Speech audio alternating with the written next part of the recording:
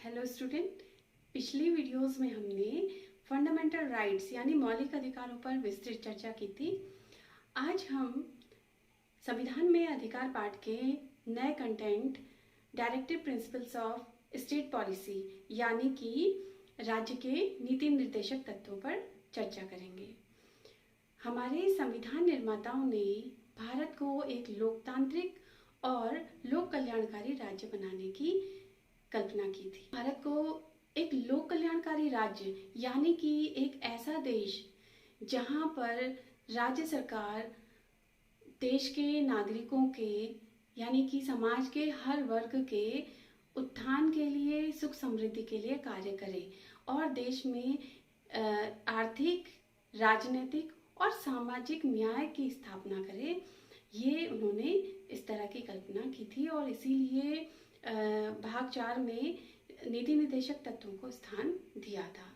तो चलिए आगे देखें कि हमारे संविधान में नीति निर्देशक तत्वों की क्या स्थिति है। जानते हैं कि हमारे संविधान में नीति निर्देशक तत्वों को आयरलैंड के संविधान से ग्रहण किया गया और हमारे संविधान में अनुच्छेद 36 से 51 तक नीति निर्देशक तत्वों का वर्णन किया गया है।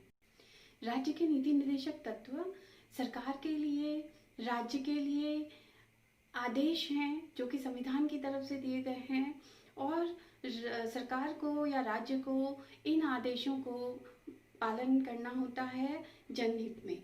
यानी कि सरकार जब कोई कानून बनाए जनहित में तो वो इस बात का ध्यान रखे कि नीति निर्देशक तत्वों के अंतर्गत जो भी प्रावधान हैं उनका पालन वो करे। हालांकि नीति निर्देशक तत्व राज्य पर बाध्यकारी नहीं है। अगर नीति निर्देशक तत्वों में लिखे गए प्रावधानों को अगर सरकार पूरा नहीं कर पाती है तो ऐसी कंडीशन में कोई भी व्यक्ति या नागरिक दावा नहीं कर सकता है, सरकार को चुनौती न्यायालय में नहीं दे सकता है कि नीति निर्देशक तत्व संबंधित प्रावधान है, इसका पालन राज्य सरकार के द्वारा नहीं किया गया।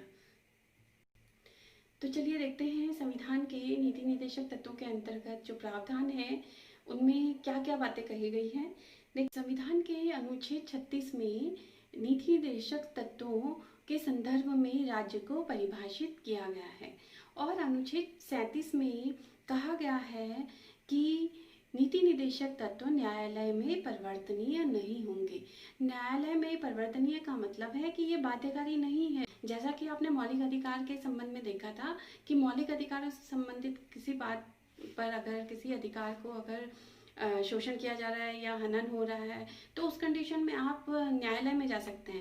यानी मौलिक अधिकार न्यायालय में परिवर्तनीय है, बाध्यकारी है, लेकिन नीति निर्देशक तत्व न्यायालय में उनको चुनौती नहीं दी जा सकती है। अगला जो अनुच्छेद है, अनुच्छेद 39, इसमें कहा गया है कि संसाधन जो भारत में है उनका संकेंद्रण न हो। संकेंद्रण का तात्पर्य ये होता है कि जो संसाधन है, देश की जो संपत्ति है, उन पर सिर्फ कुछ लोगों का आधिपत्य ना हो, कुछ लोगों का ही अधिकार ना हो, बल्कि उनका वितरण इस तरह से किया जाए कि समाज के हर वर्ग और हर व्यक्ति को जो है उसका लाभ अधिक से अधिक मिले और ये कुछ लोगों के हाथों में ही केंद्रित ना हो। अनुच्छेद 39 क में कहा गया है कि समान अवसर के आधार पर न्याय प्रदान करना। ये अनुच्छेद 42वें संविधान संशोधन 1976 के द्वारा इसमें जोड़ा गया।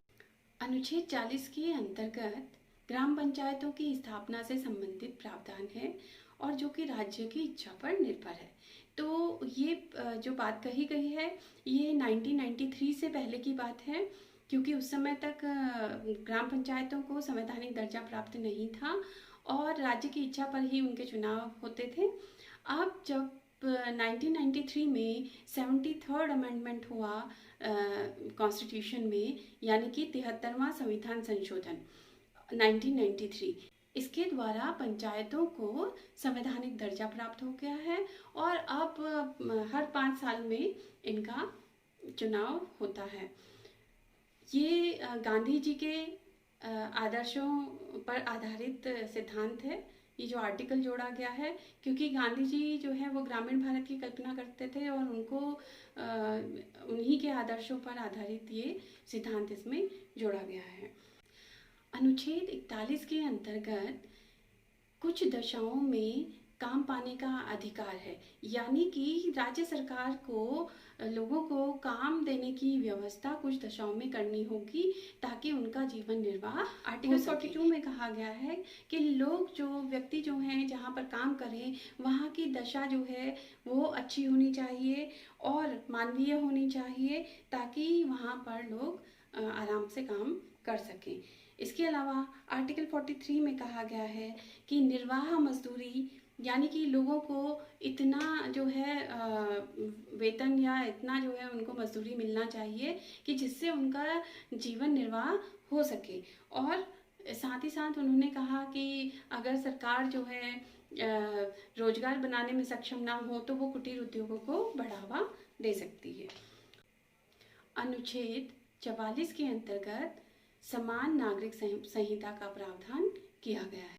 अनुच्छेद 45 में प्रावधान है कि बालकों को 14 वर्ष की आयु तक निःशुल्क और अनिवार्य शिक्षा प्रदान की जाए।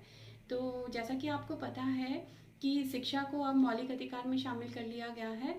प्राण एवं दैहिक स्वतंत्रता का जो अनुच्छेद है 21, उसमें एक खंड का जोड़ा गया और 21 खंड का के अंतर्गत इसको जो है मौलिक अधिकार में शामिल कर लिया गया है। तो अब जो ये अनुच्छेद है, अनुच्छेद 45, ये 6 वर्ष से कम आयु के बच्चों के लिए इसमें शिक्षा और स्वास्थ्य का प्रावधान किया गया है। अनुच्छेद 46 में अनुसूचित जाति और अनुसूचित जनजाति के लोगों के हितों के बारे में आर्थिक हित और शिक्षा और सामाजिक न्याय के संदर्भ में बात कही गई है, यानी कि सरकार इन लोगों की शिक्षा के लिए कार्य करे और इनका आर्थिक हितों का संवर्धन हो, इस बात पर ध्यान दे। साथ ही साथ इस बात का भी ध्यान दे कि जो है सामाजिक न्याय उनको प्राप्त हो। आर्टिकल 47 में कहा गया है कि जो मद्य निषेध है, मद्य निषेध का मतलब होता है जितने भी नशीले पदार्थ हैं उनको प्रतिबंधित किया जाए और साथ ही साथ पोषाहार और स्वास्थ्य के ऊपर ध्यान सरकार के द्वारा दिया जाना चाहिए। अनुच्छेद 48 के अंतर्गत कृषि, पशुपालन और दुधारू पशुओं के संवर्धन पर जो है सरकार को आदेश दिए गए हैं कि वो उनकी उन्नति के लिए कार्य करें। अनुच्छेद 48 का इसमें पर्यावरण संरक्षण के बारे में बात कही गई है कि जो है हमें अपने पर्यावरण को भी संवर्धित करना चाहिए और सरकार ऐसे कार्य करे जिससे हमारा पर्यावरण संरक्षित रहे। अनुच्छेद 48 में खंड का ये 42वें संविधान संशोधन 1976 के द्वारा जोड़ा गया और आर्टिकल 49 में कहा गया है कि जो राष्ट्रीय स्मारक हैं, यानी राष्ट्रीय महत्व के जो स्मारक हैं, स्थान हैं, स्थल हैं, उनका राज्य संरक्षण करे। जैसे कि लाल किला है, ताजमहल है, इस तरह के जो जितने भी स्मारक हैं उनका संरक्षण सरकार के द्वारा किया जाना चाहिए। अनुच्छेद 50 के अंतर्गत कार्यपालिका को न्यायपालिका से पृथक किया जाना चाहिए, ये प्रावधान किया गया है। यानी कि कार्यपालिका और न्यायपालिका दोनों अपने काम अलग अलग करें। ये इसीलिए किया गया, यदि कार्यपालिका और न्यायपालिका आपस में साठगांठ कर लें तो ऐसे में लोकतंत्र का बचे रहना मुश्किल है और लोगों को न्याय प्राप्त नहीं हो पाएगा।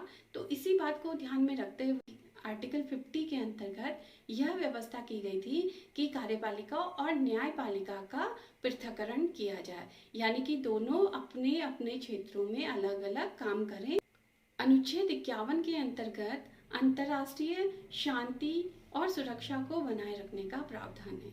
हमारे संविधान में ये इस बात पर विशेष जोर दिया गया कि भारत जो है वो दूसरे देशों के साथ अच्छे संबंध बना के रखे और साथ ही साथ अपने देश की सुरक्षा का व्यवस्था को भी मजबूत रखे। तो आर्टिकल 51 इस बात पर जोर देता है। आर्टिकल 51 में एक खंड जोड़ा गया था क, तो आर्टिकल 51 क में मौलिक कर्तव्यों का प्रावधान है जो कि नागरिकों के लिए है, कि नागरिकों को क्या कार्य करने चाहिए। इसमें 11 मौलिक कर्तव्य लिखे गए हैं।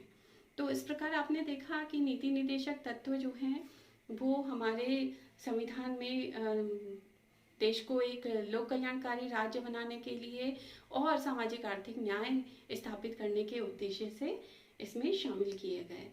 तो चलिए व्यावहारिक रूप में किस प्रकार से वो शामिल किया गया है इस पे थोड़ा सा हम चर्चा कर लेते हैं।